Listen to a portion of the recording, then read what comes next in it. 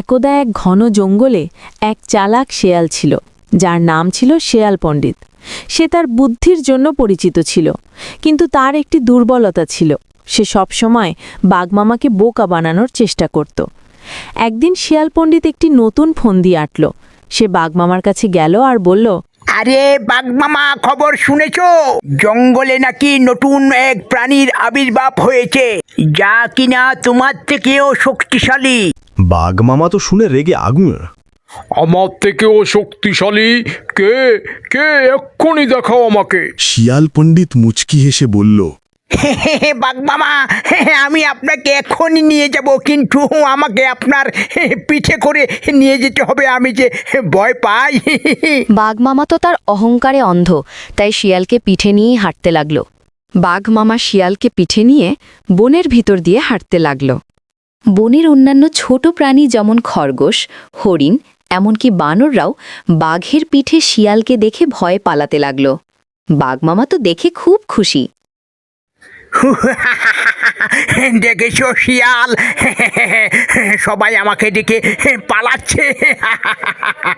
এ আমার কি মজা লাগতেছে। আমি বনের রাজা, আমি সবচাইতে শক্তিশালী। কিন্তু শেয়াল পণ্ডিত মনে মনে হাসছিল। সে বাঘকে বোকা বানাচ্ছিল। একটু পরে শিয়াল পণ্ডিত বাঘমামাকে একটি গভীর গর্তের কিনারায় নিয়ে গেল আর বলল, ওই যে বাঘমামা, ওই গর্তের ভিতরে ওই প্রাণীটা থাকে, যাও। এবার মজা বুঝাবো। শিয়াল পণ্ডিত কুয়ার কিনারায় দাঁড়িয়ে বললেন, কেমন লাগলো বাঘমামা? এবার বুঝলেন আসল শক্তিশালীকে। শিয়াল পণ্ডিত, তুই আমার সাথে এই কাজ করেছিস। আমি যদি একবার উঠতে পারি, তোকে চিবিয়ে খাবো।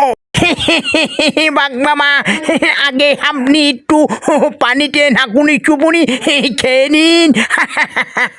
শিয়াল পণ্ডিত, আমি তো ডুবে গেলাম, আমাকে তুই বাঁচা, আমি তোকে মাফ করে দিব। মাপ? আমাকে বড্ড হাসালে বাঘমামা। বাঘমামার কিছুই করার ছিল না। আস্তে আস্তে পানির ভিতরে ডুবে গেল। আর সেই থেকে শিয়াল পণ্ডিত আরও বেশি বিখ্যাত হয়ে উঠল তার বুদ্ধির জন্য। আর বাঘমামা শিক্ষা পেল যে অহংকার করা ভালো নয়। ভিডিওটি ভালো লাগলে লাইক, কমেন্ট, শেয়ার করবেন আর চ্যানেলটি সাবস্ক্রাইব করতে ভুলবেন না।